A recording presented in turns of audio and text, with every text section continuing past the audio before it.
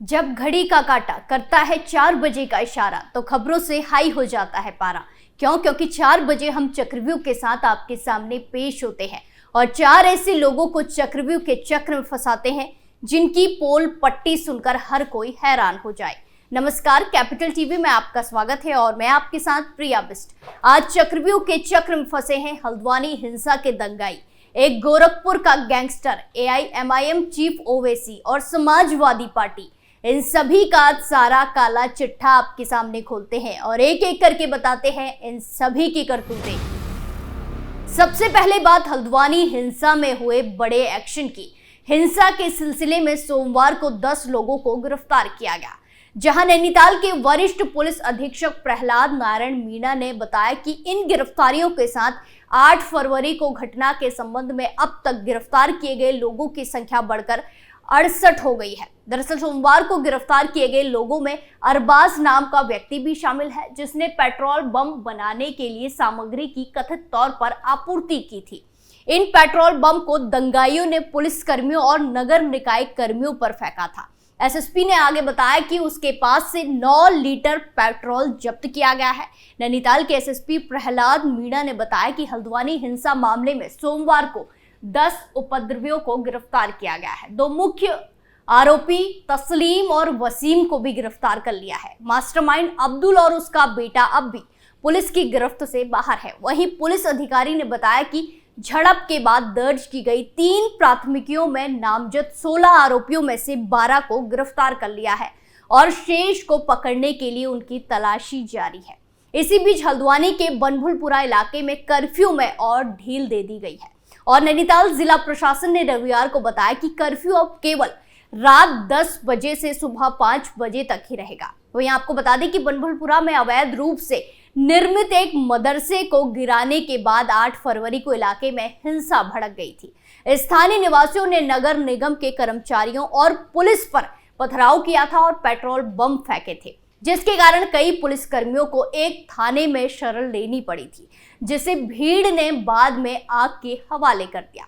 Police के अनुसार इस हिंसा में 6 लोगों की मौत हो गई और पुलिस और पत्रकारों के साथ साथ 300 से ज्यादा लोग घायल हुए।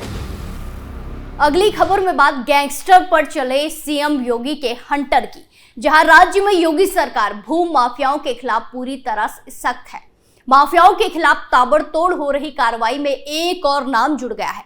गोरखपुर के एक और माफिया पर पुलिस प्रशासन का शिकंजा कसा है। गैंगस्टर ईश्वर चंद्र जायसवाल की 3 करोड़ की संपत्ति को सोमवार को कुर्क कर लिया गया। पुलिस की लगातार हो रही कार्रवाई से अपराधियों में हड़कंप मचा हुआ है। वहीं भारी पुलिस बल की मौजूदगी में तहसीलदार ने सील कराने की कार्रवाई पूरी की।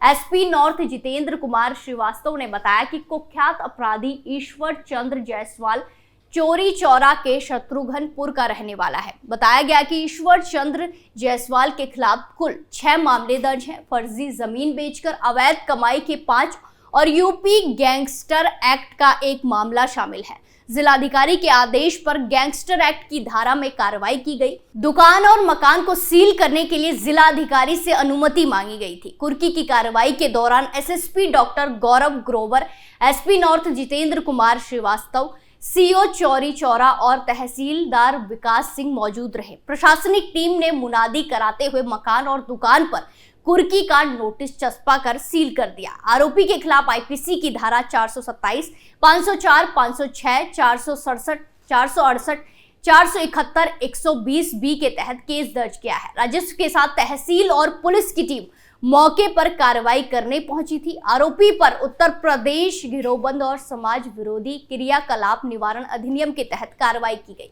वहीं उत्तर प्रदेश में योगी सरकार माफियाओं और सरकारी जमीनों पर अवैध कब्जा करने वालों के खिलाफ अभियान चला रही है।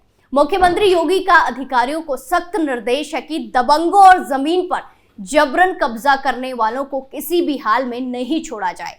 उनके खिलाफ कड़ी से कड़ी कार्रवाई की जाए।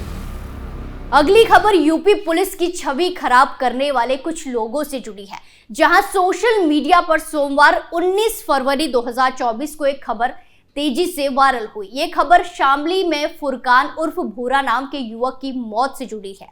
एआईएमआईएम पार्टी के मुखिया असदुद्दीन ओवैसी के साथ साथ तमाम इस्लामी हैंडल इस मामले में उत्तर प्रदेश पुलिस को निशाना बना रहे हैं, जहां एआईएमआईएम के मुखिया ओवैसी ने अपनी पार्टी के नेता शौकत अली के ट्वीट को शेयर करते हुए फुरकान के लिए मुआवजे की मांग की।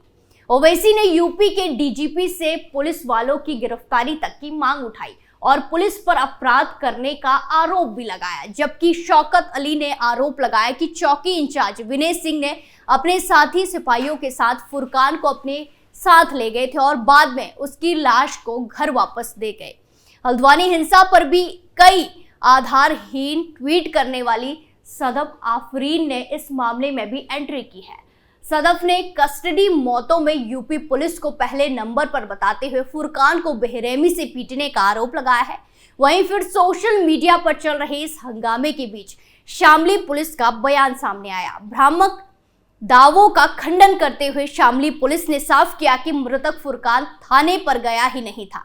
पुलिस के बयान के मुताबिक बिडौली चौकी के स्टाफ अदालत का वारंट तामील करवाने 18-19 फरवरी की रात फुरकान के गांव में गए थे। पुलिस को फारूक नाम के वारंटी की तलाश थी। पुलिस फारूक की तलाश में जुट गई थी कि इसी दौरान उसके ही परिवार के 34 साल के फुरकान की तबीयत खराब होने लगी।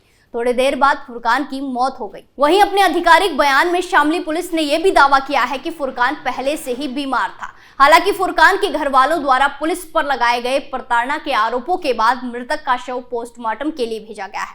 मेडिकल रिपोर्ट आने के बाद फुरकान के घर वालों द्वारा लगाए गए आरोपों की असलियत बाहर आ पाएगी। फिलहाल पूरे मामले की विस्तृत जांच के लिए एडिशनल एसपी को निर्देशित किया जा चुका है। वहीं जब इस मामले में जांच पड़ताल की गई तो नाम न छापने की शर्त पर एक स्थानीय निवासी ने बताया कि वारंटी फारूक की तलाश में गांव में गई पुलिस को देखकर एक युवक भागने लगा। पुलिस को उस युवक के भागने पर शक हुआ तो उसका पीछा किया गया। पीछा करने पर वहां फुरकान मिला। पूछताछ करने पर फुरकान हड़बड़ाने लगा। फारूक के न मिलने पर पुलिस वहां से लौट गई। दावा है कि फुरकान अपने ही घर में रुका रहा। बाद में लगभग 1 से 1.5 घंटे बाद उसकी मौत हो गई थी। बताया यह भी गया है कि फुरकान के परिजन उसका लंबे समय से झाड़ फूंक के सहारे इलाज करवा रहे थे। हालांकि मामले की जांच शामली के एडिशनल एसपी कर रहे हैं। जल्दी पोस्टमार्टम रिपोर्ट भी आने वाली है। इसके बाद फुरकान की मौत के असल कारणों से पर्दा हटेगा। आखिरी खबर समाजवादी पार्टी से जुड़ी है, जहां समाजवादी पार्टी ने लोकसभा चुनाव 2024 के लिए अपने प्रत्याशियों की दूसरी सूची जारी कर दी है। इसमें जेल में बंद माफिया मुख्तार अंसारी के भाई अफजाल अंसारी का नाम भी है, जिसे गाजीपुर क्षेत्र से मैदान में उतारा गया है। मुख्तार अंसारी को फिलहाल बांदा जेल में बंद रखा गया है। मुख्तार अंसारी इससे पहले जेल में से भी चुनाव जीत चुका है। 2022 में मऊ विधानसभा क्षेत्र से उसने अपने बेटे अब्बास को टिकट दिलाया था और वो जीत दर्ज करने में भी कामयाब रहा। खुद मुख्तार अंसारी लगातार 5 बार यहां से चुनाव जीत चुका है और 26 साल तक विधायक बनकर बैठा रहा। मुख्तार अंसारी और अब्बास अंसारी का बड़ा भाई सिबकतुल्ला अंसारी मोहम्मदाबाद से लगातार 2 बार विधायक रह चुका है। अब उसके बेटे सुहेब इस क्षेत्र से विधायक है। ताजा सूची में अखिलेश यादव ने कई ऐसी सीटों पर भी अपने उम्मीदवार उतारे हैं जहां कांग्रेस भी दावा ठोक रही है। ऐसे में अब उत्तर प्रदेश में इंडी गठबंधन का बुरा हाल होता भी दिखाई दे रहा है। सपा ने अब तक यूपी की 80 लोकसभा सीटों में से 27 पर अपने उम्मीदवार की घोषणा कर दी है। दूसरी सूची में ऐसे समय में आई है जब कांग्रेस पार्टी के पूर्व अध्यक्ष राहुल गांधी भारत जोड़ो न्याय यात्रा लेकर यूपी में ही पहुंचे हुए हैं। इस यात्रा में अखिलेश यादव अब तक शामिल भी नहीं हुए हैं और इसका कारण सीट शेयरिंग में दोनों दलों में अनबन को माना जा रहा है। जयंत चौधरी की आरएलडी पहले ही सपा को झटका देकर बीजेपी गठबंधन का हिस्सा बन चुकी है, जिसके बाद पश्चिमी यूपी में एनडीए मजबूत होता हुआ नजर आ रहा है। बताते चले कि अफजाल अंसारी ने लोकसभा चुनाव 2019 में गाजीपुर से ही बीजेपी के मनोज सिन्हा को हराया था। मनोज सिन्हा फिलहाल जम्मू कश्मीर के उपराज्यपाल हैं, तब वो केंद्र में मंत्री हुआ करते थे। अफजाल अंसारी को गैंगस्टर एक्ट के तहत 4 साल की सजा सुनाई गई थी। वहीं उसके भाई मुख्तार अंसारी को 10 साल की सजा सुनाई गई थी। मुख्तार और अफजाल अंसारी की सजा पर कोर्ट के फैसले के बाद कृष्णानंद राय के बेटे पीयूष राय ने कहा था कि उनकी मां ने कई सालों तक संघर्ष किया है। आज हमने देखा कैसे चक्रव्यूह के चक्र में हल्द्वानी हिंसा के दंगाई, एक गोरखपुर का गैंगस्टर एआईएमआईएम चीफ ओवैसी और समाजवादी पार्टी फंसे और उनकी पूरी पोल पट्टी खुलकर सबके सामने आ गई। चक्रव्यूह में फिलहाल के लिए इतना ही, फिर पेश होंगे सनसनीखेज खुलासों के साथ। बाकी तमाम खबरों के लिए देखते रहिए कैपिटल टीवी उत्तर प्रदेश। नमस्कार।